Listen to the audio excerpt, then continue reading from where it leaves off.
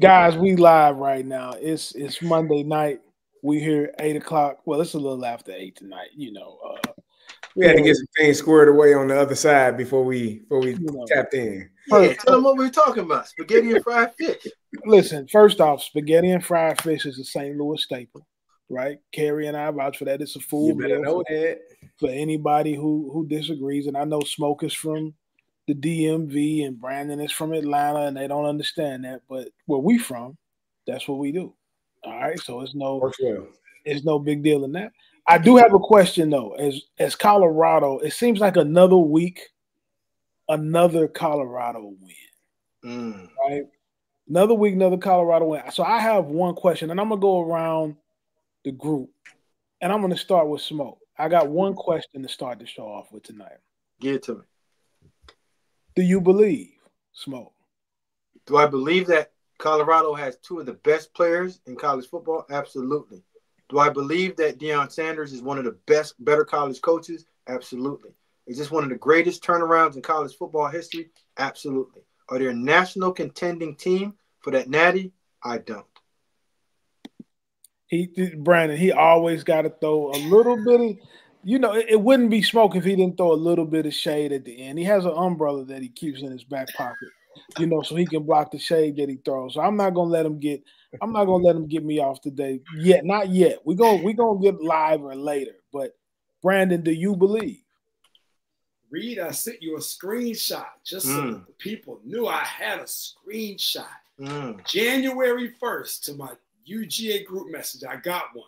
7 of my closest friends. Shout out Vince Smith, who was with me at the UGA game. We're going to come back to that. Big win for the Dogs. Deion and Colorado will win the Big 12 and make the CFP. January 1st, screenshot, 2024. Here we are. It's November. It's just not getting cold at Cary. The season's just getting started. You know how I know? Because it's getting cold outside. I sat at dinner the other night, and I could see. Yeah, that's when football started.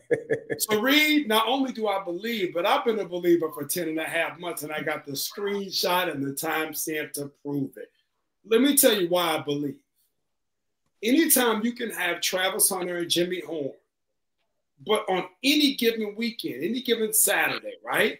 Shepard or Western are your best receivers in terms of stats. You got a team that can win. Now, maybe as you continue to advance, the games get a little tougher. You got to win that thing 38-35 in the shootout, 42-38 in the shootout. You know you do. Those games get harder. Smoke, I already know. Those games get harder. But anytime you have the type of firepower that they have, you always have a chance. So Big 12, I believe. CFP, I believe. And on any given Saturday, if you can make it that far, you can win the whole thing. So I believe in that too. Kerry Davis, do you believe? Yeah, I do. And I'm going to push back on Smoke just a little bit because he said they got two players. They got a few guys. They got some guys. They are a big play waiting to happen. Special teams, kicking game, defense, return. Like you return a kick, you have a big kickoff return. Like you got explosive players that can make things happen. Are there things that maybe can concern you? Yeah, I don't think you should. I think the turnovers can be a concern.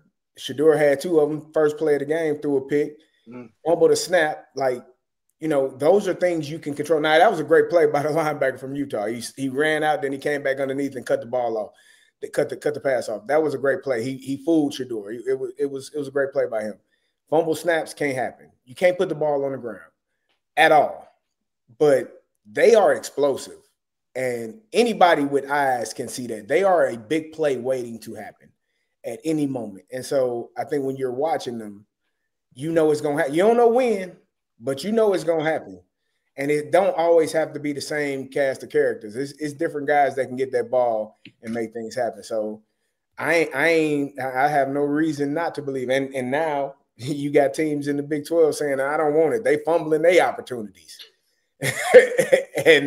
and Colorado just hunting them down, stalking them down. So yeah, I think they're gonna be. I think they will be in that Big 12 championship game, and I think they're gonna win it, and they're gonna solidify themselves a spot in that top 4.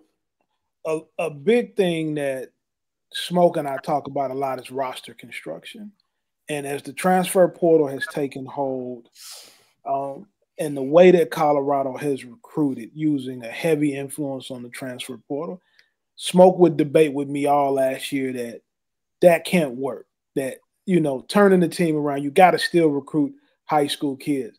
Smoke, when you see what they've done and how they've built their roster and the success they're having this year, do you change your mind at all on how you feel like rosters can be constructed in this era? No. And I'm going to answer both of y'all questions. I'm going to give Kerry the answer that I said. I said they have the best two players. Okay. Football. I got you. They have the best two players. Yeah. Reed, no. I explained myself, but you like doing this to me a lot. You like taking my little words and just throw them. I said the way that Coach Prime has constructed this team, there's no other coach that could do it in terms of the transfer portal. Now, has he hit in the transfer portal? Yeah, he hit on two of the best ones. And again, when you have your sons and one of your adopted sons in the locker room, you can construct your team and go portal heavy because you can control the locker room. And we all have coached. If you can control the locker room in terms of bickering, complaining, and locker room lawyers, yes, you can control your team and build your team primarily through the portal. But if you can't do that and you can't have your sons and your adopted son to be on that team, it's going to be hard for you because the worst thing that you can have are locker room lawyers. Once locker room lawyers start forming, you start going downhill and start taking the L. 1 L turns into 2, 2 turns into 3, and then you just have a cabal against you. So, yes, if you have your players coming along with you, you can do that. But to recruit sorely and out of the portal and say you're going to be a consistent winner, yeah, I don't believe that. You haven't seen that. Well, we haven't seen the Smoke because we haven't been doing the portal long enough. But what I will say is this. Coach Prime brought up an interesting take this week when he said, when you're talking about players in the portal, why sign 25 high school kids if 15 of them, 18 of them aren't going to play? They're going to end up leaving anyway. Mm-hmm. And so now you're causing an issue within your locker room anyway. Those guys want money up front. They have no production, and they're not prepared to play. So, Brandon, do you agree or disagree with that statement and that philosophy? Well, I agree, actually. I think this translates to basketball, too. You can only take the amount of kids that you can conceivably play, right? If you're going to struggle to play guys, especially early in their career, you don't want to be paying – I'm sure we'll get to Bryce Underwood here before the night gets gone, man. But you don't want to be paying guys top dollar at their various positions unless it's Jordan Seaton and you know he can come right in and play and help you. If he can do that, that's different. But if you're paying guys, number 19, 20, 21 in the class and you're taking 25 high school guys, you're not going to be able to play all those guys. So, but I also agree with Smoke here. Very rare where I can agree with the both of you, man, in the same sentence. But I also agree with Smoke that I think Deion's just a unicorn. I think you have to say that. At this point, almost any time you speak about him, if you don't acknowledge the fact that he's the only coach in America that's still selling the sneaker he played in.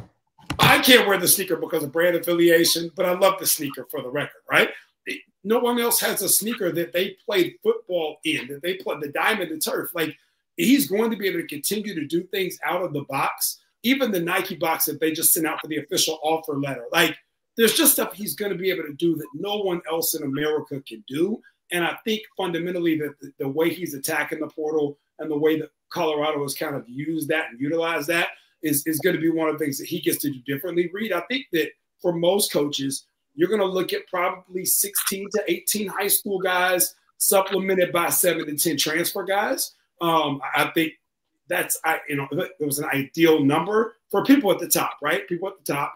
I think that's ideal. Talk about Indiana, I think would be a good reference for that, right? Indiana probably can get 15 to 18 high school guys that can help them before 19 through 25 can't help them. They're sitting there and they're causing problems in the locker room. And then there are probably 7 to 10 transfer guys who could come in and help. Kirby Smart's done a good job with that at Georgia. You look at the Humphreys kid that made a big catch for us, the transfer from Vanderbilt. But there's still a ton of high school guys, the Boldens, the Starks, the Becks. All those guys are high school guys. So I think you got to balance that out. I think Deion's the only person at this moment who can get away with it until further notice. Well, it's interesting that you guys say that, though, because you say he's a unicorn and he's the only one who do it. But last year, everybody said he couldn't do it.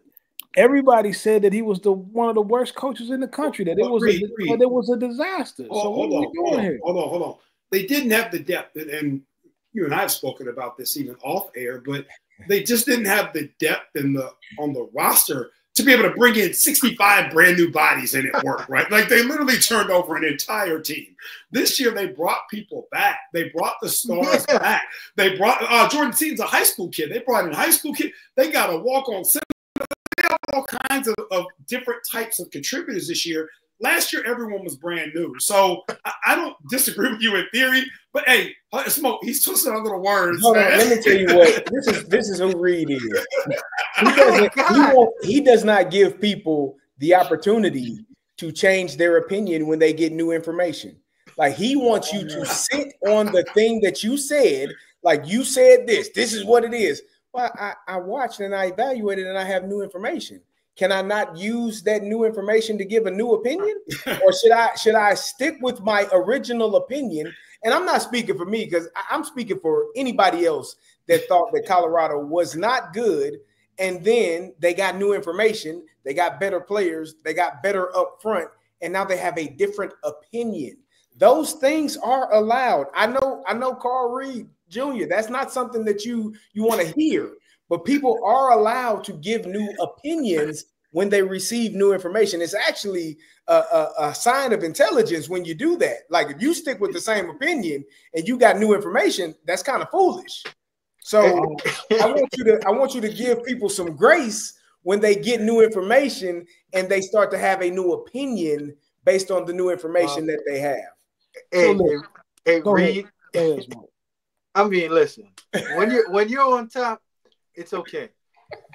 And we've sat and we talked about roster construction over the last 2 years of me knowing you. And I said I would go deeper, 80% high school, 20% portal. The right portal guys. So you can supplement your roster with portal, but you would rather go 80-20, which I said, hey, listen, go ahead and do it. I'm just going to tell you the longevity of it, not that high. Listen, number one, first off, I think you look incredible in your Florida game today. No doubt about it. I had to come through to support my man, Sunbelt Billy. I think you. Oh, he froze. Is he there? Yeah, listen. Listen. Listen. It froze on him just because of the same thing that's been going on in college football. He was due for one, man. Yeah, he was due for one because he was just going too haywire on this. He wanted to bust me up about Colorado. He wanted to get me on Florida, and he can't really do it. So at the end of the day, he's been ready to tell the world how he's going to gloat and show us all of. So let me give you listen. He was the only one that said Colorado was going to win it all. And only one in the whole world. Way, they're going to do it. But I keep on telling you, what they're doing at Colorado is unique. It's very unique. And I just don't think that it can happen year in and year out.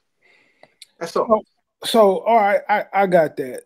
So we talking about changing our mind, changing our opinion. Everybody who changed their mind, you with us now. Okay, come on and be with us. It's all good. Carrie told me to give you some grace. You know, it's all good. Let's talk about the job that Rick George, the AD at Colorado, did in identifying Coach Prime. I think you got to give some kudos to Rick George. And as I look at all of the firings that are happening, and you know it's this time of year where people start changing coaches, should guys start changing the way that they evaluate who they should hire? Like, can you just go hire a ball coach now? A guy that's a great play calling guy on either side of the ball? Or does it take something different now to be able to build a program? Reed, I think you got to give the viewers a little bit more context to your answer of how you ask me, because it's broad. Because I can go in and say, you know what? Yes, the way that Colorado hired Prime, being a former player, gone through the ranks of high school, lower level, and now that he's at where he's at. But again, it takes a special person to go into a place like Colorado and turn that over in 2 years. So for every school, I think it has a different level of what you need for that university to turn that all the way around.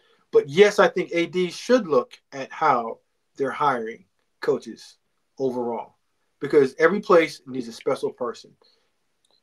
I don't think the assistant, the leading assistant head coach and the hottest coordinator is necessarily the right hire right now, Reed, because most coaches have to become CEOs. And that's you understanding how to manage the coaches that are around you.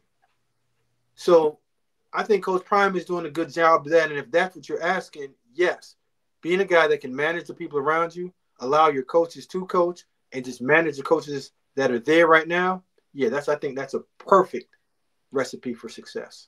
Well, not so much hands-on. Not so much hands-on. I'm going to give Rick George all the credit in the world. I mean, he is a very intelligent man. He chose a great university from which he graduated from, the University of Illinois. I mean, we produce nothing but wise men. So Rick George understands from long time ago, you know, how to put things together. Clearly, that's where it all began. And I'm sure if you were to ask him, he would tell you it started when he was wearing the orange and blue and working hard as an Illini. So, hell, yeah, hats off. I give him all the credit in the world because he is an Illini and he made a hell of a choice by choosing Deion Sanders as his next head coach. Great decision. Nothing more for me. If there's one thing that I'm gonna have to hear on every show, I'm gonna have to hear about the University of Illinois and the University of Alabama. You're wrong. I don't even you never hear me speak about that, Reed. When was last time I brought it down? You haven't talked about them since they lost to Vandy, to be honest. This is true. You haven't You're not wrong. You've totally switched up on the Crimson Tide, you know. So, but we're not gonna open up old wounds. We still want them. We got a lot of friends down there. I think to the point with Georgia, Colorado, absolutely, and I think to tie it even SEC wise, you look at what the Tennessee administration has done, right? The baseball coach, obviously Rick, the women's basketball coach Kelly Harper is one of Pat Summit's staples, right? They were a bank 3-pointer away from winning the SEC, and do you relieve her of her duties?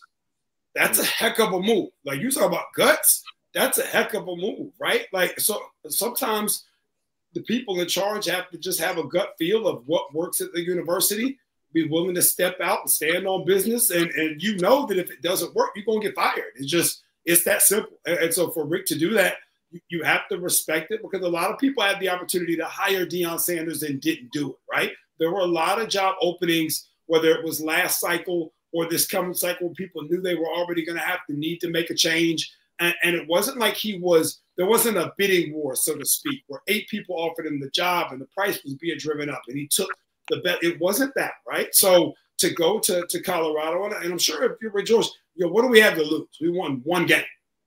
It literally can't get any worse. Let's see what he does and let's rock out. But I say that to then say to say that to yourself, but still be willing to make the hire and stand in the fire. Kudos to him for doing so. Hiring Coach Prime is an anomaly, but it's not just an anomaly from the standpoint that he played in the NFL. I think the fact that he's a Hall of Famer is what the focus is on, but the focus should be on the reason it's an anomaly is because he was an incredible youth coach. He was the lead coach of the Under Armour All-American Series. He had access and relationship to kids. He's grown up coaching all of these kids and being the guy that's been in the camps with these elite kids for a very long time. So he kind of had his own recruiting philosophy and economy when he went into college football, because he already was able to identify the kids. He knew exactly who to recruit. He knew exactly who to go after and who could get. And he also had been in situations where he coached those guys before in camps and in All-American games. So he knew their temperament. He knew who was tough and who wasn't tough. So it's not just about somebody plugging in an NFL player. You would have to put somebody in there that's been coaching and that wants to coach. So when you're starting to think about hiring coaches at some of these jobs, the prerequisite should not be that they played in the National Football League, because that's what makes them one-on-one. It should be guys that have experience dealing with kids and that have a base of guys that want to go play for them, because recruiting is still the lifeblood of programs, and you got to know where to go to get the players and how the relationship to get them, even before we start talking about all the NIL money that's available. You know, and speaking of big-time recruits and big-time players, I said something about Smoke earlier having on his Florida Gator blue today. DJ Lagaway played like a man on Saturday. And Billy Napier has kept his job. Everybody has been thinking all year that Coach Napier was going to get fired. Smoke, I'll start with you on this one. How do you feel about what DJ Lagaway has done? And can the Gators really turn the corner with him at the helm? And can he save like Billy's whole run there? Yeah, Reed, we went all the way back to that transfer portal show when we talked about it in terms of how does Billy Napier survive? And when you have a young quarterback that's explosive and looks like he's going to be that one, you said you sent out on X, DJ Lagaway is him on Saturday, is one of them. And I do believe that he is. And what he's given Florida and that whole entire program is hope. Because now you have players that want to play with DJ. You have coaches that want to stick around. You've seen the administration saying, we have one guy that we can build this whole entire thing around, a la what Coach Prime has out in Colorado. And when you have the quarterback, players will come. Offensive linemen will show up. Receivers are going to want to come play with him. Guys on defense understand, as long as we get the ball back to this guy, yeah, he's going to be that guy. He's also marketable. So, yes, he's the one that's infused hope into that team. And I'm just glad that Billy figured it out, but it didn't happen until his starting quarterback went down with an injury. So, would he have made that call if the guy didn't go down? I don't think so, but things happen for a strange reason and work out for the best. When you get a kid like Lagaway, because Florida's still in the SEC. They still got a tremendously tough schedule. But is he the kind of guy you have to change your program completely? Yeah, I mean, you've got to have somebody that you can sell. And twofold here. Yes, you've got to have someone that you can use as kind of a linchpin for other recruits, right?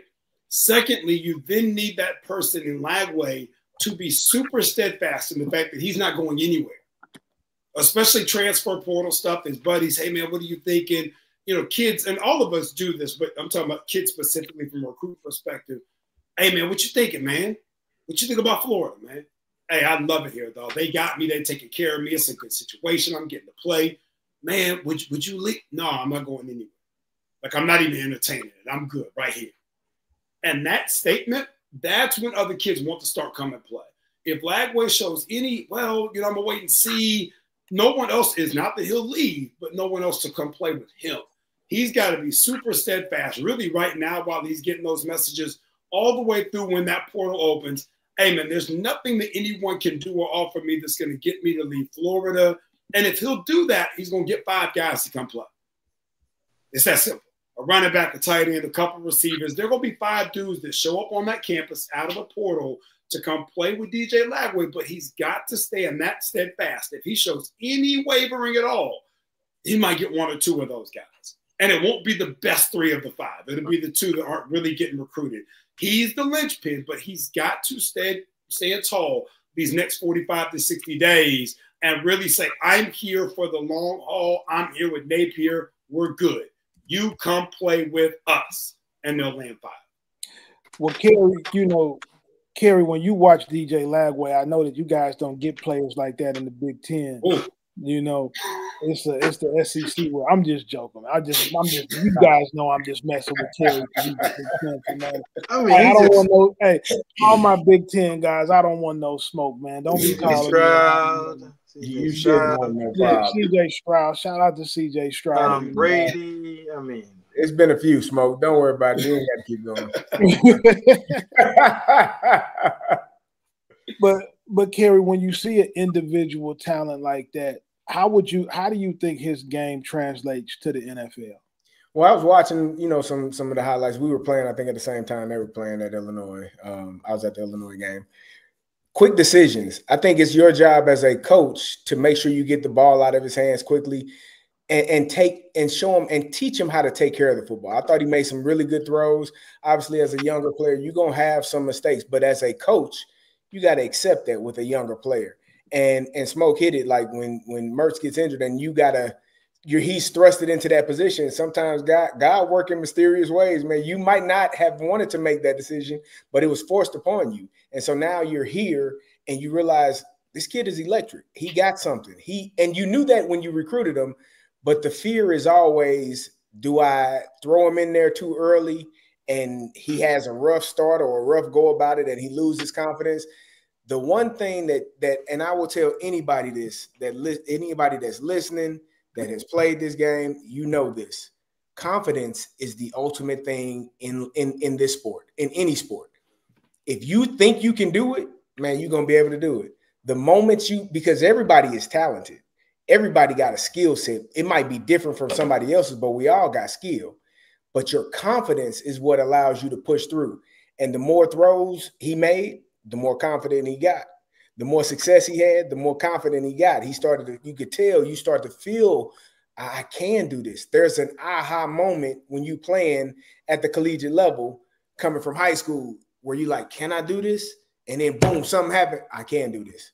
I can be really good at this. And so I think that's just the maturation of a younger player. And you saw that this weekend. That is, and let me give credit to the University of Florida too. Because even though everybody would fire Billy Napier, get rid of him, let's move on. Hey, man, 3 years is not enough time to even figure out. You ain't even had a full recruiting class. Give the people time to figure out what they have, what they need, and how to put it all in the right direction. And I'm sure Billy Napier slept so well after that LSU game, probably the best sleep he had all season, because you got a big win against a ranked team. And that's helping save your job and helping quiet some of the critics that are speaking loudly as hell. Especially, so basically what you're saying is to be glad that they didn't listen to Smoke, because Smoke been calling for Billy Napier job since last season. Well, I mean, you know. Hey, fellas, can I ask you a question? Just hypothetically speaking. You got new information, Smoke. You get to change your opinion. Listen, I'm steadily on my same pivot. I haven't moved. Not good enough. The Florida Gators? Who's in charge? Not good enough. But that has nothing to do with what I'm about to ask you guys. I'm gonna stay on my pivot. So we've all coached and we all understand when we look at talent, you're like, wow. Now, Reed, you're the head coach of whatever university. You have DJ Lagaway there. And then you got Graham there as well, too. You see that your offensive line is not good enough. You don't have guys on the perimeter that can play and create explosive plays. And the only guy that gives you hope for the rest of your team, because that team plays different when DJ Lagaway's out there. They play with confidence because they know there's a guy that can go out there and at any point he can put points on the board and give us a chance to win. Now, as a leader of a team, and you know that, what makes you not play that person or give your team that much? Now, let me answer that. Shoot it to me. You don't want to kill his confidence. You don't want to put him in a position. You just said it. The line ain't good enough. If they're not good enough, if you don't got skilled players on the outside, football, and you know this, Smoke, it is dependent upon all 11 to be in the right place at the right time, doing the right thing. If 10 people are doing the right thing and one person isn't, it's over. I know you play defense, so offensively, that's our mindset. You know, defense, run, get ball, chase ball. We can make things. We can recover. No, you see, you just try to dummy down defensive guys, but I ain't trying to. You know, I know y'all intelligent, but I'm just saying offensively, I'm messing with you right now. But offensively, I feel like if you put a young player out there, mm-hmm. he getting smoked. Mm-hmm. He can't figure out the coverage. He can't figure out where the blitz is coming from. Mm-hmm. He doesn't have veteran leadership on that line or in that backfield to help pick up a blitz, to help explain and show him where they're coming from. Bro, you're gonna kill that young man's confidence. And now what Clay just said, when them people call him, what you doing? Man, I'm So y'all be talking out the side of y'all mouth like both ways. Because y'all the same one that says if Bryce gets 10, put Bryce on the wood regardless of what. But I'm just saying flat out. No. See, he likes to do that. No, what we said was if you pay Bryce 10, he's going to be the starting quarterback. Not that he should be, but that he's going to be. If you those are two different things. When you start talking about, to answer your question about Lagaway, right? Why wouldn't you start Lagaway from the very beginning? You got to get him caught up to speed on the offense, which is the protections, the routes. You can't just throw them out there. And we know that the Florida Gators and the Oklahoma Sooners had the two toughest schedules in the nation. So you don't want to just feed him to the dogs until you know he can run enough of the offense that he can check in and out of things and put him in a position to be successful, Smoke. You know that. And I never said to start him from the beginning. I'm just saying, as the season goes along, and it was going along, and you come into that rut, and after the Samford game, you have to say, I'm going to split this thing 50-50 and play it out. Instead of anointing one guy, say, yep, you're my starter, and this other guy's on. No. And again, it's how you are protecting your young quarterback. What's the offense that you're calling for your quarterback to help him that he doesn't have to have a bunch of blitzes coming at him? Incorporate his legs into it. Give him simple throws. Give him layer throws that he can operate within that offense. I just think that when you have a unique individual and a playmaker like that on hand, you have to do the best job that you can possibly do to make sure you showcase his talent. And I didn't think that was being done at a high level when he was there. I want to move on, but I want to stay in this game. It was a video this week of Brian Kelly cussing out the receiver. So when I saw that video, I said, well, man, my coach talked to me like that all the time. I love my college coach, you know, but it created a lot of different opinions, you know, about the way coaches talk to kids. Now, the way that we got coached in our era, you know, and what we have become accustomed to, we didn't have an issue with it, but people think that they call it, what do they call it now? Toxic masculinity. They call it, you know, your therapist will tell you that you shouldn't be letting people talk to you like that. There's something's wrong with you for, you know, going out like that. You know, Carrie and Smoke, you played as well as I played. How do you feel? I'm going to start with you, Carrie. How do you feel about your coach, about what Brian Kelly did and what he said to the kid at the game on Saturday? So if I'm not mistaken, it was the first quarter, right? Was it the jet sweep that the receiver didn't block the right? To me, he didn't look like he blocked the right person, or if he did, he had the wrong technique. If we're talking about the same play, man, it's football. It's football. I just watched the coach. I forget what school it was. I can't remember, but I know y'all saw it. The quarterback and the coach were going back and forth, cussing each other out. Montana, cussing each other out. The quarterback came to the coach, gave the coach a hug. Coach gave him a hug, pat him on the head, love you, whatever. Like, it's football. If you can't handle being cursed out or being talked to because you didn't do your job properly that we worked on ad nauseum, day in and day out for the last 5 days, and your feelings are hurt, I'm sorry that you feel that way. It's time to do something different because there is a high level of intensity involved in this game. It's not going to be, oh, it's okay, buddy. I'm sorry that you didn't get that block. No, block your guy because you were coached to do so. You know what to do. You know how to do it. You didn't get it done.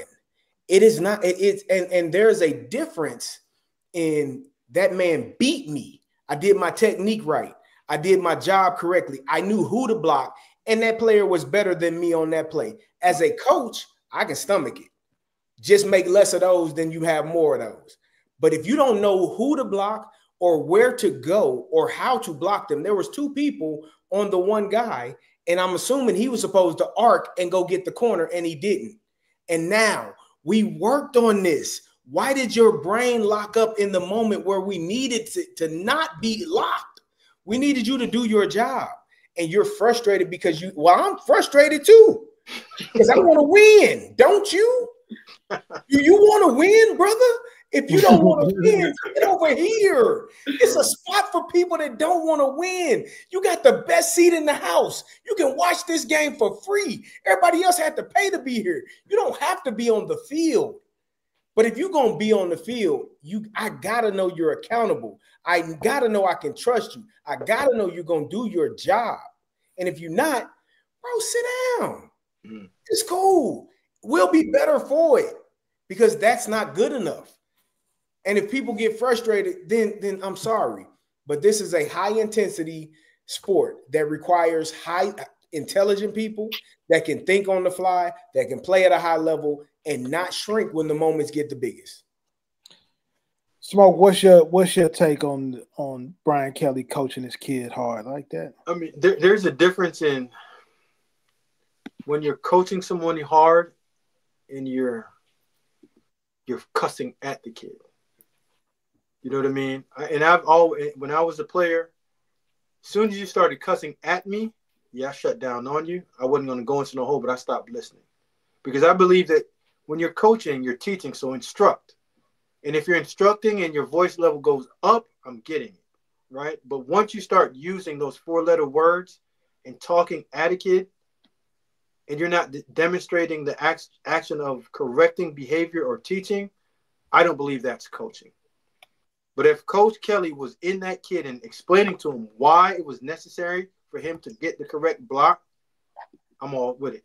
But I just don't like the disrespect and the demeaning of another individual, even if you're coaching them. Give them constructive criticism and have them move on.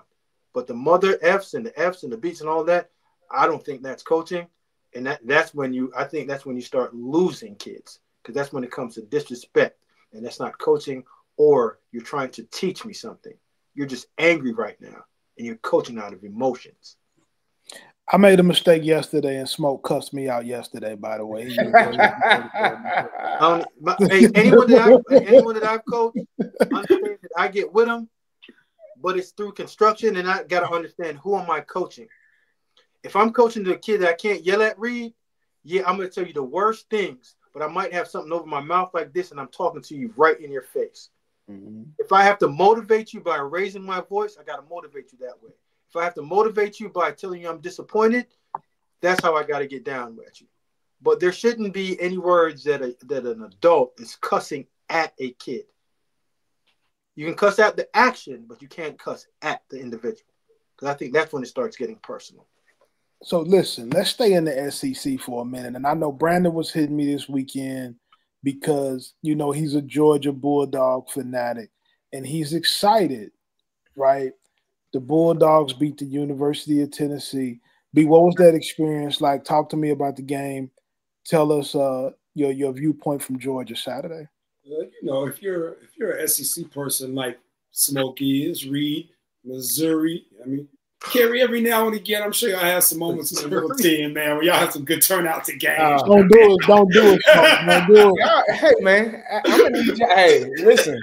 I don't have to stop this slander. Like I had to get in on it. No, but seriously, man, I've been to Athens. Reed, you know me. I've probably been 15, 20 times in the past 7 years. Anytime there's a big game, we outside, man. No questions. And so even the thing about Tennessee with Hendon Hooker a couple of years ago, right? Sets a bend of the pylon, stretch it, got it. We played some really good teams, some good games. Notre Dame, the night game, still to me. Michael Mayer was on that roster. That probably still Claypool was running on the outside. That probably was the most excited that I've seen the Georgia fan base, because it was like the moment where we really, the program is headed to a different level. Nah, man, this felt like the college football playoff was being hosted in Athens. The energy in that place the game didn't start till about 7:50 real time. The energy in that place, there wasn't an empty seat by 7:20. There's always an empty seat still at 7:20. Game starts at 7:50, 7:47, everybody ready. Nah, man, everybody was locked in. It was buzzing. And then obviously the 10-0 start the wrong way to get it jumping. Everybody looking around like Nico out there throwing darts early. Wow. To your point, Smoke, they did a great job hyping in that first drive. Throw nothing crazy, but putting him in a position to be successful. Letting Dylan Sampson get rocking. He's really good, by the way, y'all. You can't even appreciate him on TV. You can't do it. You can't. You see him start hitting them holes in real time, and it's like, I see what you want, man. He's tough. And just a great atmosphere. If you're a fan of football, right, at any level, casual fan or expert like the three of you guys, you could not be in that stadium on Saturday night and walk away and not be like, yo, that right there is SEC football. I hate that Tennessee had in terms of losing, and now they're going to be on the outside looking in the CFP. I've said this since the beginning of the year. The SEC was going to deserve 5 or 6 teams. I stand by that. If Tennessee's out, right, if that's the type of team that's out, how good is the SEC as a whole league? You got to respect it right now. It's really good football every week. The Carson Beck. I want to say something real quick. Oh, yeah, go ahead. The 3 largest stadiums in college football: Michigan, Penn State, Ohio State. That's all. I just, there's a lot of people that show up to those games, so they got nothing else to do. I can't blame them, man. Yeah, it get loud. You know. It don't get as loud as Sanford Stadium, though. How about that? You go to Penn State at night, and you tell me if you can hear yourself think. I saw a prediction. Am I smoking my line? No. You know what's cool about that? I actually saw a prediction earlier today from one of Carl's counterparts at 24/7 Sports. You talk about getting new information. Bud's got some new information on Colorado, and we love it for him, man. But now you come back in and you think about a Penn State or a place like that where you get the first round of the CFP that's getting to get hosted on home sites. Can you imagine Penn State with a home game? If Georgia had a home game, Neyland Stadium, if Tennessee had a home game, if Michigan's not going to get one this year, obviously, but if all these different really unique home environments, man, if you have 4 of those games across the country, how cool are those atmospheres and fan bases are going to be? It smoked to the point of a couple of weeks ago, how the playoff, I think, is working in the favor of the industry as a whole. We're still having really meaningful discussions this late in the year where Georgia loses a couple and they're not out.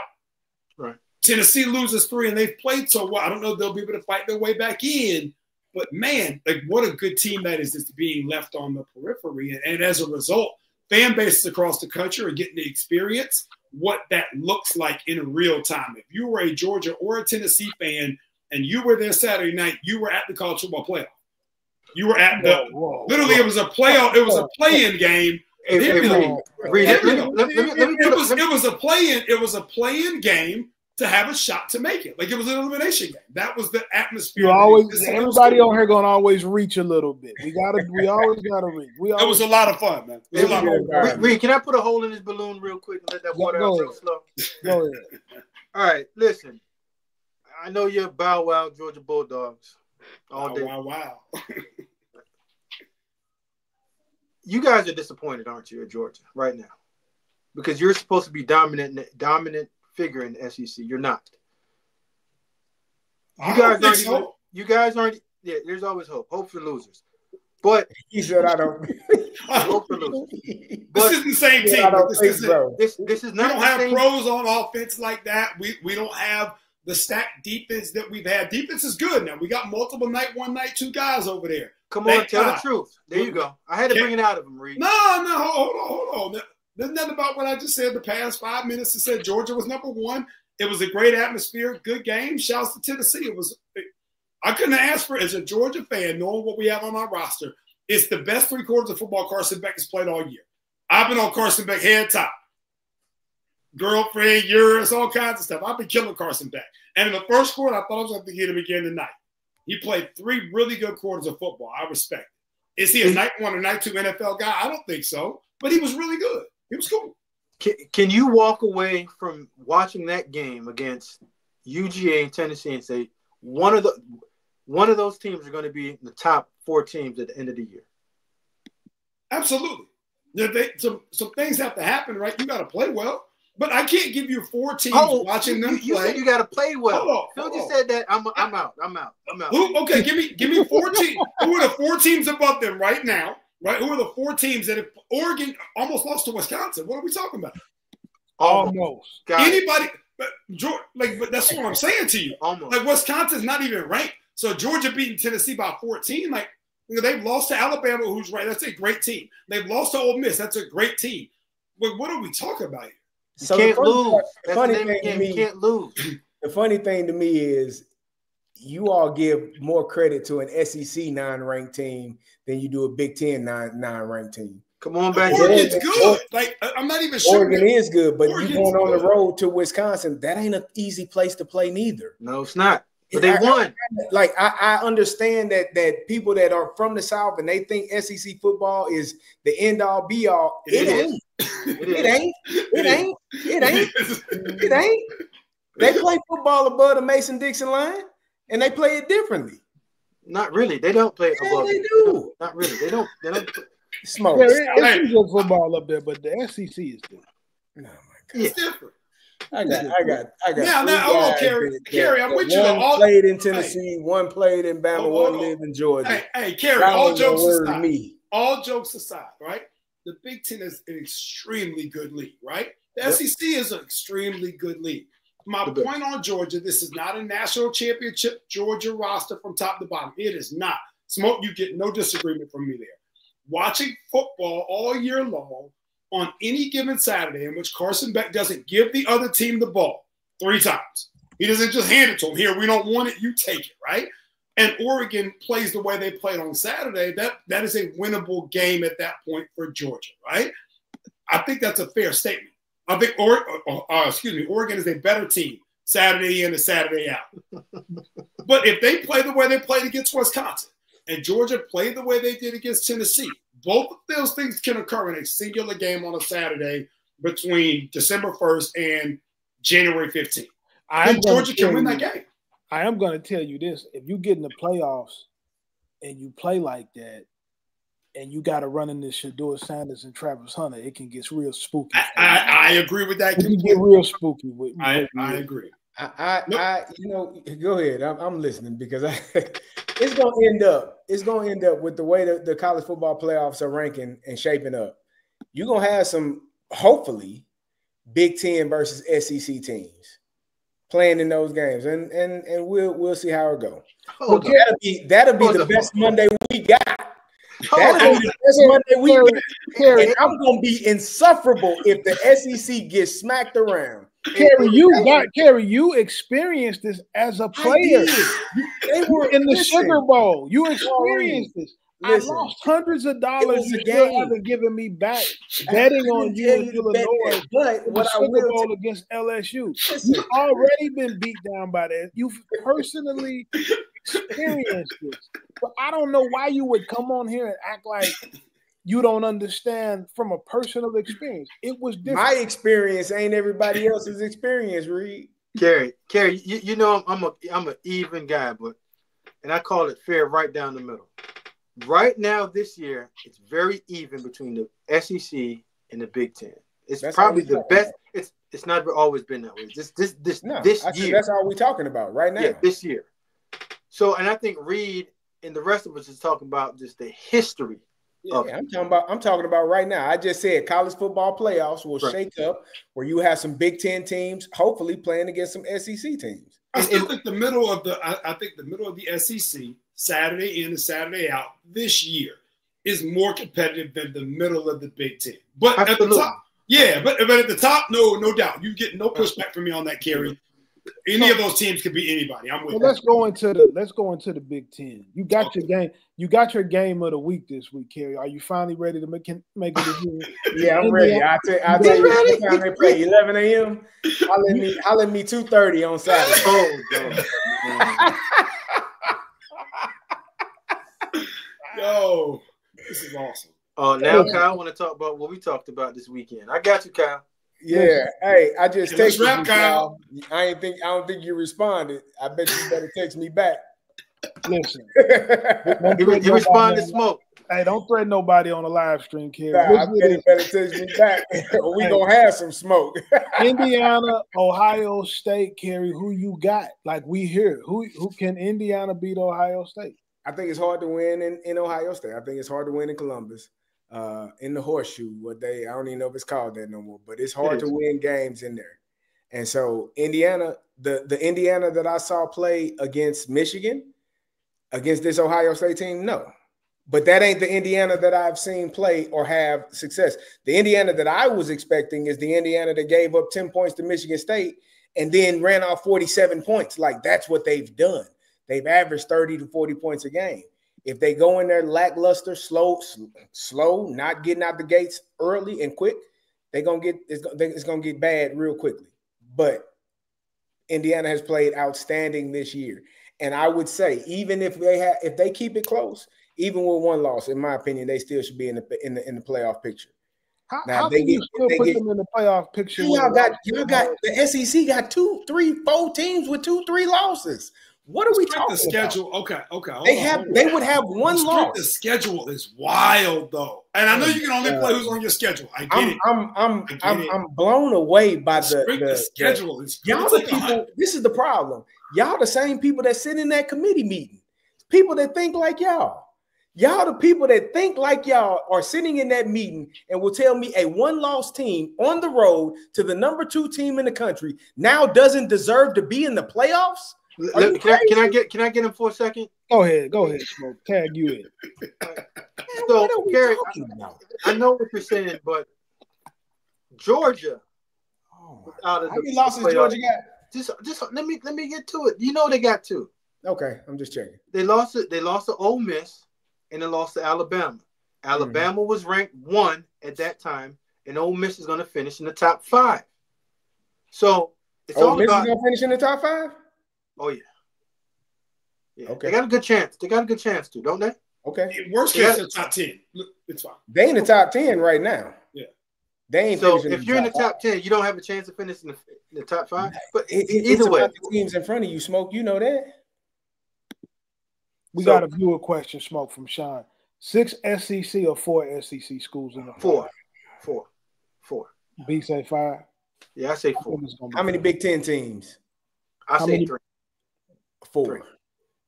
Okay, 4. You're 4 at Penn State, Ohio State, Oregon, and Indiana. Yeah. Yes. If Indiana, as long as Indiana don't get blown out, now they y'all can't keep telling me that they lose to a number 2 team in the country. Well, stop. That's not. That is nonsensical. What y'all are saying. We're just giving you a hard time. I know y'all know that's crazy. Gary, I think our frustration is with you not having enough conviction in Indiana, first of all, to say that Ohio State, no. Just let me breathe on it real quick.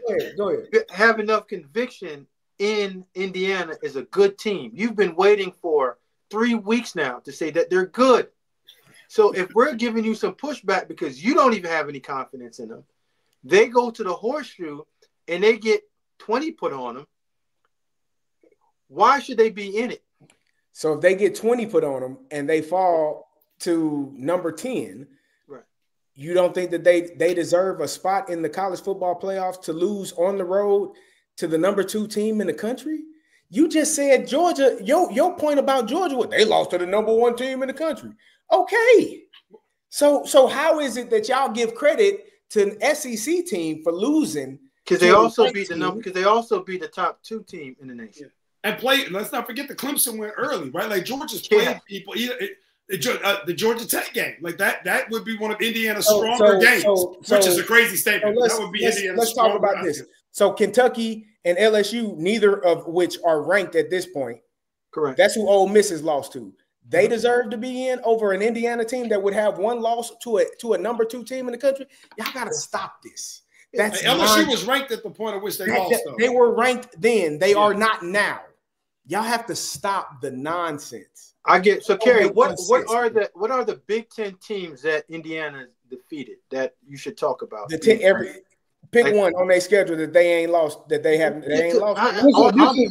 This is a good comment right here. He says, if you start with the premise that all SEC schools are the best, then the SEC schools will always have the strongest strength of schedule. That's y'all thought process. But it's not starting with the premise that they're the best. They've won the most national championships with multiple different schools. They've proven they're the best. We got a national championship with Auburn. We got multiple with LSU. Of course, you got Alabama. You got multiple with Georgia.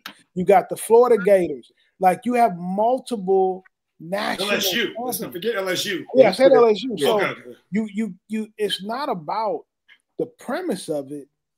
The football just has been better. And now you got Texas and Oklahoma. Come on, man. It just you could have left Oklahoma out of that conversation just for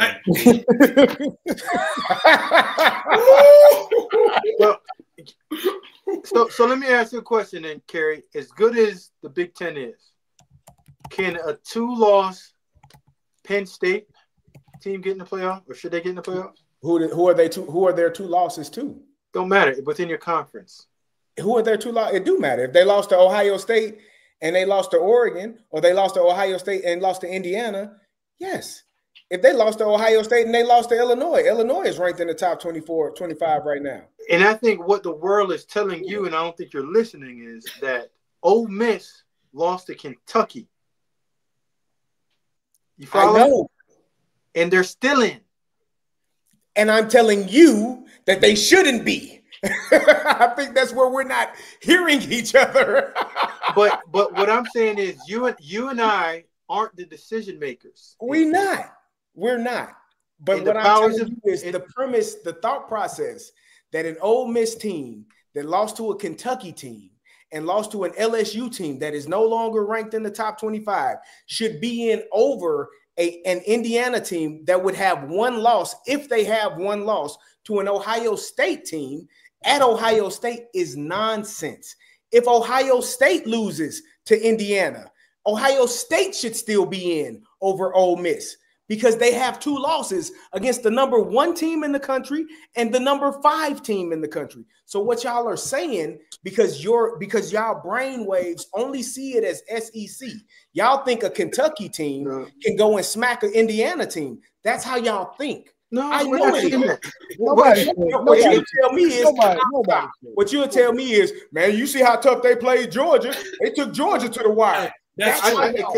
Kerry, I just think that Carl, myself, and B. Clay are giving credit for wins and also understanding who you lost to.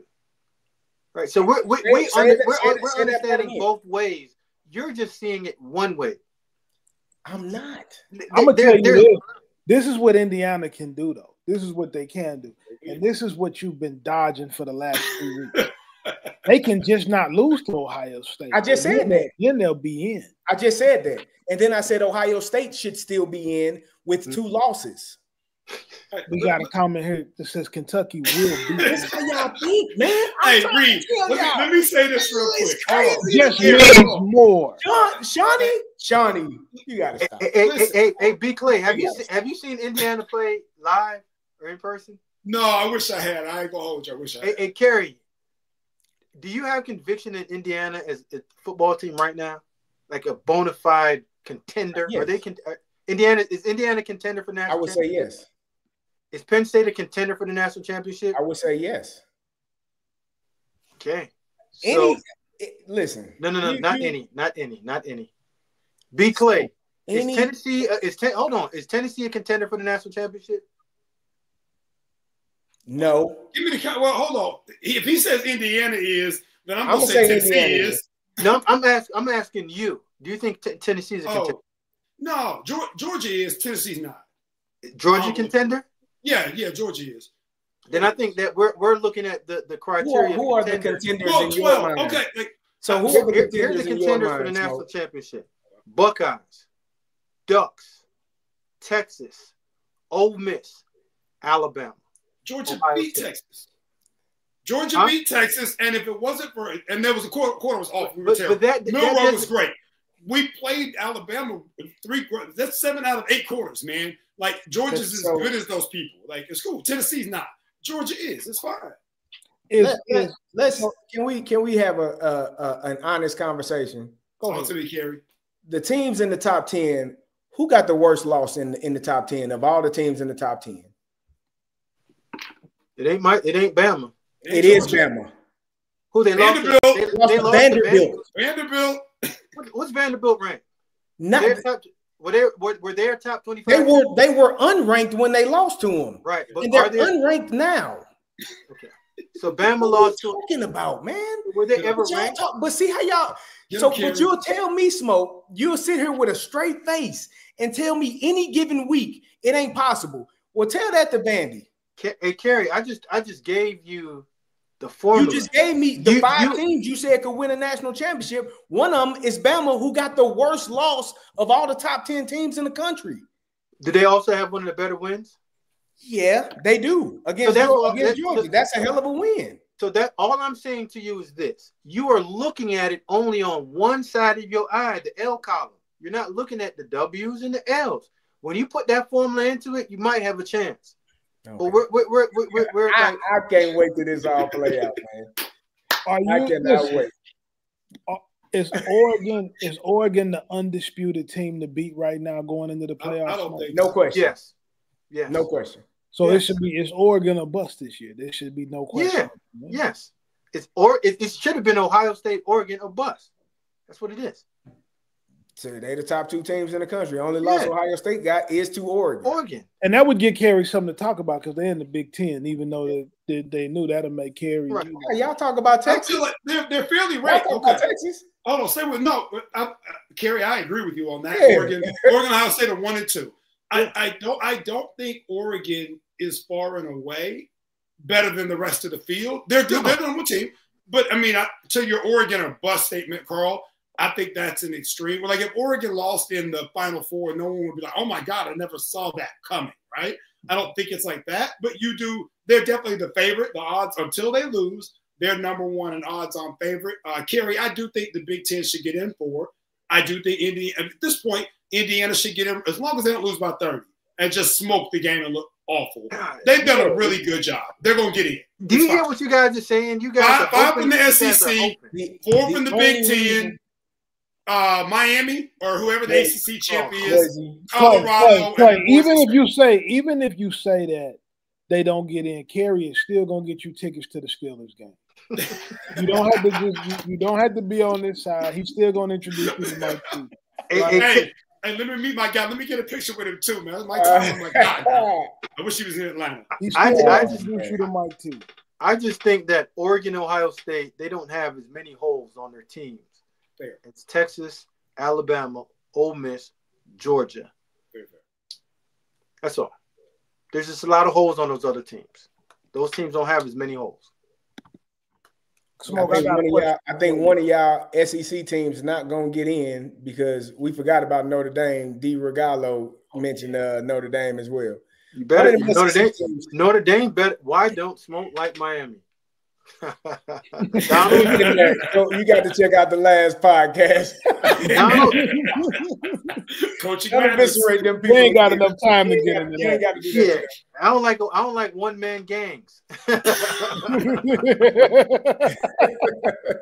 Hey, listen to this. He brought up Notre Dame, and so that brings me to a point. There's never been a black head coach to make the college football playoffs, and right now you got Coach Prime with Colorado. He's in the mix. You got James Franklin with a possibility, and Marcus Freeman. You got 3 guys that could get an opportunity to go into the playoffs, and I think that would be significant for the movement of trying to get more minority guys head coaches. So I am rooting for those 3 guys. Hey, Reed, me too. Notre Dame got a tough one on Saturday. The Army upset game, alert. Upset alert. Listen. Army is not a joke. They are undefeated. Now they, unlike Vanderbilt, smoke are top 25, and they should be. The Jokers are good. That's a tough game. You talk about an elimination, first round of the CFP type of game because of that Northern Illinois loss. They can't afford a loss. Notre Dame cannot afford to lose, or they out, man. They got to win this game. Let me tell you this. So hey, hold tight real quick, Reed, because something just registered back in my head. Is Notre Dame in the top 10? Yes. They're 8. So you're telling me that losing to NIU is better than losing to Vanderbilt? Got it. Keep going. Notre Dame not a Big Ten team, but they from the Midwest, so Kerry's still gonna go. I don't claim Notre Dame. Still gonna go hard. I don't claim Notre Dame. When you think about they independent, they on their own. They on an island.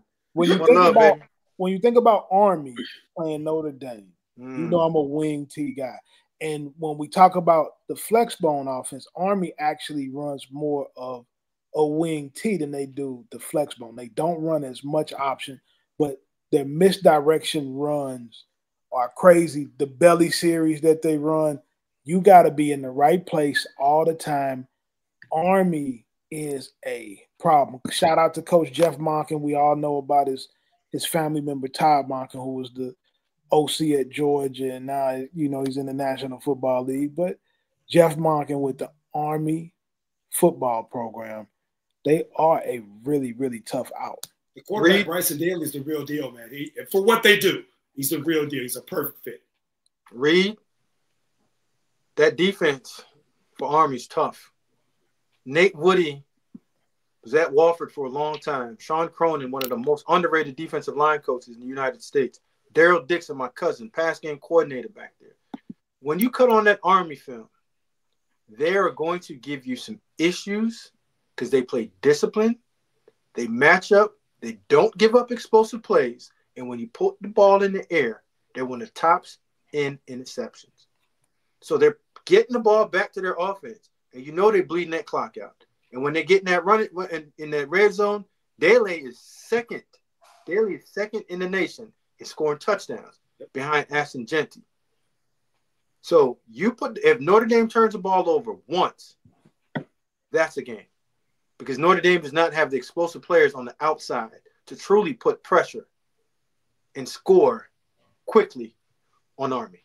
That's going to be I punched that button for upset alert. You got that? That's your upset alert for the week. I got that one. All right. So listen to this.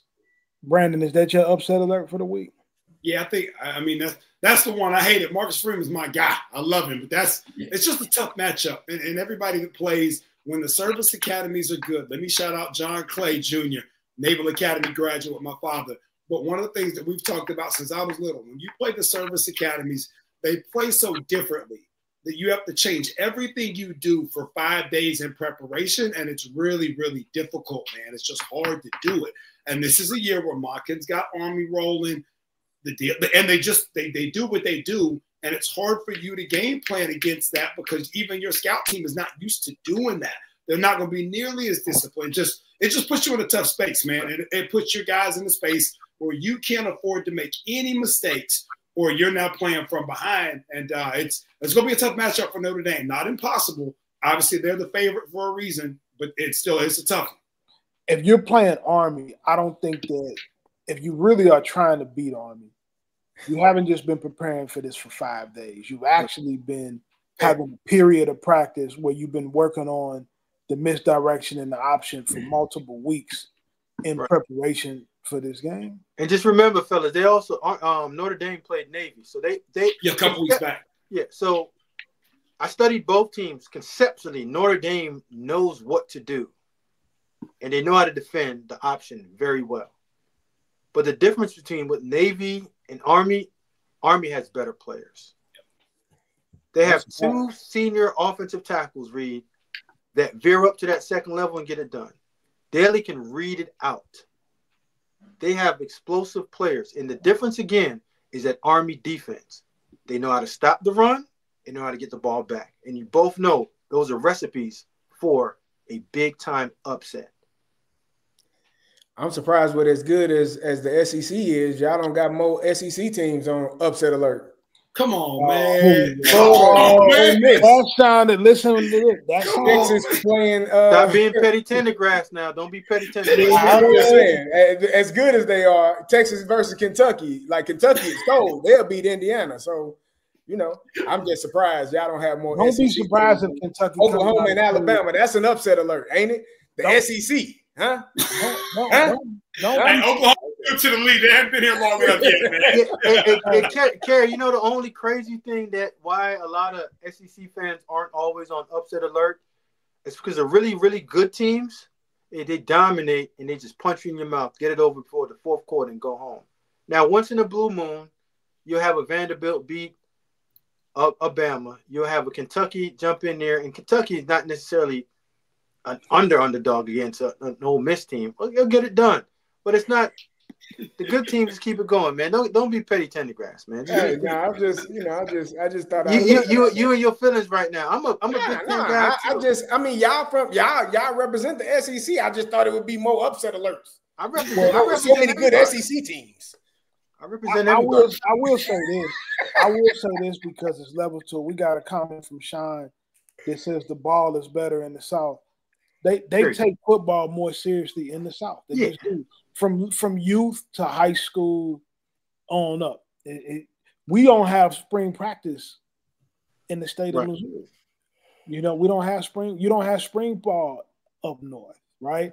Those guys grow up loving those schools and wanting to play football year round, Kerry, and you know that. But I do know that it's a hard pill to swallow. Kerry, do you ever measure yourself against the Big Ten? Like, man, or do people measure themselves against the SEC? What do you mean? You know what he means. No. What do you mean? If you're a scout, are you going to cut the team? Are you going to cut the film on against the SEC team or the Big Ten team? It depends on the team, Smoke. So, what you're saying is just because they play in the SEC, I'm going to watch a team versus that team as opposed to a team. So, what SEC team are we talking about? Are we talking about Bama, Georgia? Are we talking about Kentucky? Keep going. No.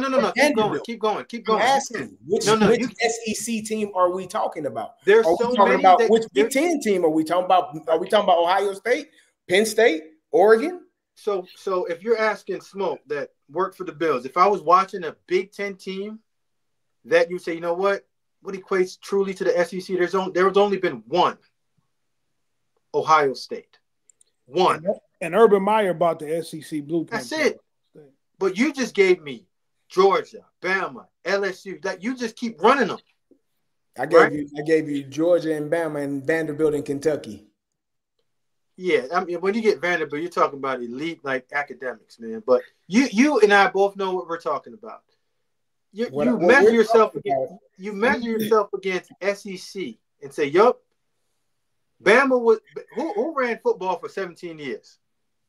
The most dominant program. Was it an SEC team or Big Ten team? Is that a team or is that the entire conference? Because they ran the whole conference. They ran the entire conference. No. It's one team in that conference, man.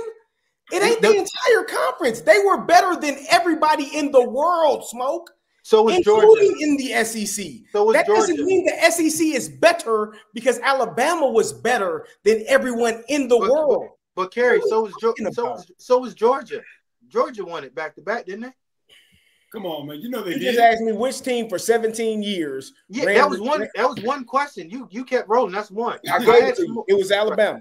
And how about Georgia? And Georgia snuck their head in as well. LSU won one. So did Clemson. So did LSU. And so did Michigan. Reed. So did Ohio State. Auburn. Cam Newton. I mean, it's okay. I'm a Big Ten guy. Kerry, I'm surprised. I can't. You know what? I'm gonna just silence myself. Hey, I'm gonna put myself on mute. No, hey, Kerry, because I can't win. It's 3v1. I feel like Drake over here. Now y'all got me. They're not like us. Hey, Kerry, here's a good point though. Reed, you made this point. I like this. Where you talked about lack of spring practice. Let's go to the high school level. As someone who grew up, I'm a basketball guy by nature. I always have been, right? My dad's a football guy. I'm a basketball guy. Basketball was so secondary for me, even growing up, in the Atlanta area, right? We really, now it has taken off and gone to another level. Shout out to Anthony Edwards. Shout out to all the really good basketball players now from the Atlanta area. But Kerry, man, nobody cared when I was in high school about basketball like that. Right. It didn't. That's not what it is. Everything's about Friday night first. Basketball's got Lewis Williams, Dwight Howard, Maya Moore really helped basketball take off in Atlanta. But before that, man, no one cared about Deion Glover and Jermaine Jones and Matt Harper. No one really talked about that. Who played on Friday night? Everything was centered around Friday night. Our Midnight Madness for basketball literally was right after the football game. So the home football game, we would have Midnight Madness for basketball as the home football game that came to conclusion. 30 minutes later was the start of Midnight Madness for us. And it was cool. Like, that's just how the South is. Like, I'm not mad about it. Kerry knew that. Kerry knows that up north is basketball, down south is football. Yeah, Reed, is that you highlighting the certain messages, or is that Trout behind the scenes? Because one of y'all, you're only cherry picking the SEC comments. I love it, but I just want to. Listen. I think people need to peek behind the curtain. You know what I'm saying? I want people to peek behind the curtain so they know exactly what's going on. Kerry, listen. I'm a Big Ten guy too. I love the Big Ten. I think the Big Ten is getting competitive. It's getting closer. Absolutely. And I think it's important for people to know that watch this. Smoke is from DC, and Silver Spring, Maryland, and he was a general manager at Maryland, a Big Ten program. You know, so it is what it is, Kerry. And I know it's tough for you, man. It's all love. Kerry, I've studied both leagues, and I can't. You go back 3 weeks ago, and I said it's getting close. Absolutely. But it's not there yet. And Oregon coming in has helped. But you still can't. When you have one team just pummeling every single year, and you can say Ohio State for the most part and Michigan, those are the two teams. That was it. Who else? Well, we started with Colorado. We're gonna end with Colorado. Oh, get out of here. Don't we? Two things on Colorado before we get out. First off, gotta go on the road and beat Kansas this week. Kansas is coached by Lance Leipold, a legendary coach, multiple national champion at the Division III level. They have good quarterback play. Smoke, what do they got to do to beat Kansas on the road this week? Reed, they got to hold those three receivers down and hold that offense down at Kansas because they're going to stretch you vertically and horizontally. And when you put the ball in the air, that secondary that Kansas got, they get the ball back at a high level. But again, when you have two of the best football players on offense in the world, and then that defense, and shout out to D-Lou and Warren Sapp, they got them boys up front hunting, and they got them in waves. So they just got to go out and just continually do what they've been doing in the last 3 weeks. Try to keep the ball off the ground and don't turn it over and put the ball in the playmakers' hands. And I think they'll get this one done. I don't think Kansas can do it 3 weekends in a row of having upset. At some point, the glass slippers on Cinderella, they break. And I think this is it. Kerry, what you think? Colorado, Kansas? Can you give us? You won't talk about Indiana, Ohio State. Well, no, I'll talk about. I saw Kansas play earlier this year, and Kansas does have two NFL corners. They got two guys that can play some football. They were all Big 12 last year, and Devin Neal. They got a running back that is really good. Like and Jalen Daniels. I watched him earlier this year. He came in highly touted. He has all of the talent in the world. He turns the ball over sometimes. He throws it to the other team. And as y'all have learned and found out over these few weeks, I despise people that can't take care of the football. It drives me crazy because Josh Allen. He played his butt off though yesterday. Keep going, Kerry. I ain't mean to interrupt. He played his butt off yesterday. I give credit. See, when I get new evidence, Smoke, I can give a new opinion. I got new evidence. He played his butt off yesterday. But no, I think number one, obviously, take care of your business. Don't go in there thinking this is just a KU team. I believe they 4-8, what is their record? 4-6, excuse me. Mm-hmm. Don't go in there with the expectation that you're just going to steamroll these boys because they are not playing to the level of their talent, in my opinion. They have not. They were number 19 team in the country earlier this year, and they've fallen out of grace from that point on. They got talent on that team. So, and it's going to be, and it's at KU. Don't think you're going to just dog walk these boys because you are who you are. This could set up as a trap game for Colorado, but don't fall into the trap. Take care of your business, knock them out, get to them early, and don't get them boys no room to believe they got a chance. Kerry, you got to give them boys a little bit more credit for Kansas, man. Iowa State and BYU. No, I give them credit. He was giving credit, yeah. They lost to Illinois this year, but they did okay. I just wanted you to throw Illinois in there. I just wanted to give you a shot. Go ahead. Hey, listen. We saw Juju Lewis, who's been committed to USC for over a year now, decommitted. He hasn't picked the school yet, but he is a top target for the Buffaloes. And B. Clay, you down there in Atlanta, Georgia. What is the vibe like for Juju as a player down there in the state of Georgia? It's been interesting, and if I'm being transparent, and you'll appreciate this, it reminds me a lot of Dylan's recruitment, right? Rayola that's in Nebraska in terms of how varied it's been. Obviously, they don't have the same family connections, to a singular school like Dylan did. But the way that, maybe he started off kind of as the guy in the class and that maybe has tapered a little bit and that momentum has kind of shifted to an Underwood or even a Longstreet that, took his spot at Southern Cal. There are just some different names in the picture now that weren't there when Juju was the guy as a freshman. But Duke can play, man. He can get it done. He can go. He would be a great pickup as Shador walks out the door. He would be a great pickup. Send him out there already. Hey, man, he got to go, man. You got to go. It's not even a question. You got to take off, man. I'd be gone too. But I think as that's happening, I think Juju will be a great pickup in that regard. And I think to Kerry, your point about Kansas, man, when you look, that was a preseason top 25 team. The Illinois lost, and then we don't talk about Brennan Marion a ton on this show. Y'all do obviously on some other outlets, but Brennan Marion and UNLV, they got them the next week. So they played two really good rosters back-to-back weeks early, and I think they kind of, you can lose your footing to the confidence discussion. You come in your top 25, you lose two games, even though they're the two really good teams in Illinois and UNLV, and you get a little sidetracked and some things go a little wrong in the locker room, two become four, and now you're playing from behind. And to Lance's credit, they've righted the ship. And the last 2 weeks have spoken to that. And Deion always has those guys ready to play. But if those guys aren't locked in, and at some point Deion can't play for them, right? Shador said this in the interview the other day. I thought it was great. 3 facets of the game. Offense came out a little slow. The other 2 picked us up. Offense can't afford to come out slow against Kansas. You got to come right out the gate.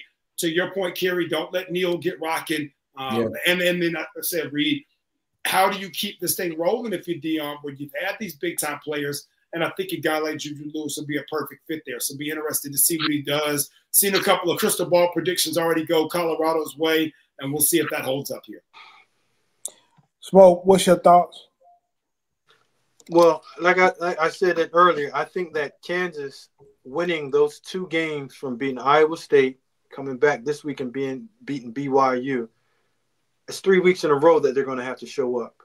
But when you cut the film on with Kansas, what they've shown you, that Kerry said, they have one of the better running backs in the nation.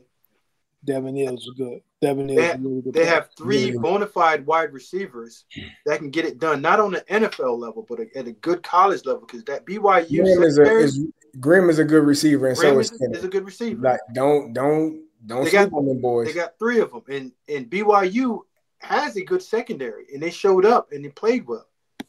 Jalen Daniels is a guy that 2 years ago, when we looked at him before that injury, he was one of those quarterbacks that was coming along.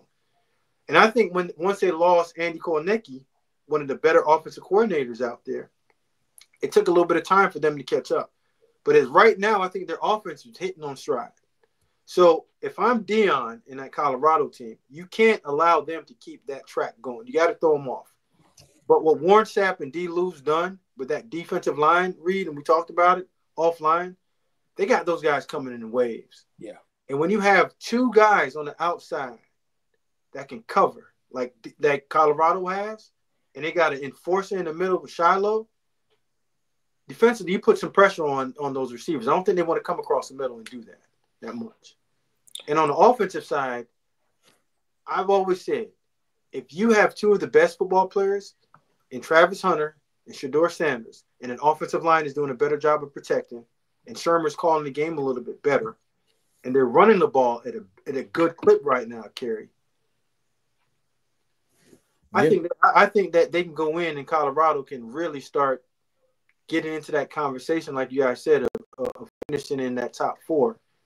But like I said, Reed, earlier, I think the Cinderella slipper is going to fall off with Kansas this week from their 2 upset wins 2 weeks in a row. 3 weeks in a row is pretty tough on a team like that that's not that good in terms of holding that consistent play over a period of time. We always try to end with give some recruiting knowledge as guys, as seniors are going through recruiting. Guys, don't come in it like you being slept on. Look at the schools that are looking at you. You brought up Warren Sapp, Smoke. I'm going to tell you a quick story, and then we're going to get out of here on Sapp.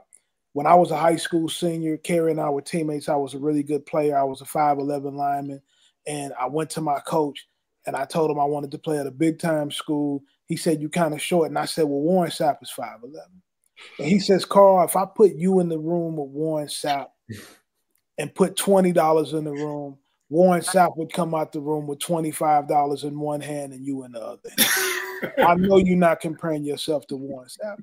And Warren Sapp has become a very good friend of mine, and I can tell you because I've been around him a bunch, he's also not 5'11". He's about 6'2" or 6'3". And every time he hugs me, he lifts me up off my feet. He's a really strong dude. So I'm saying that to all you players to out there, to go to the school that loves you. I had a great career at Austin Peay and a great education, so don't get slept on. Don't sleep on yourself, man. Do what you got to do and keep working. Shout out to you guys for being here tonight with us on Monday night. We had over 1,500 watching us live. Shout out to my guy, Deion Sanders Jr., with Well Off Media. Keep working, and we will see you next Monday.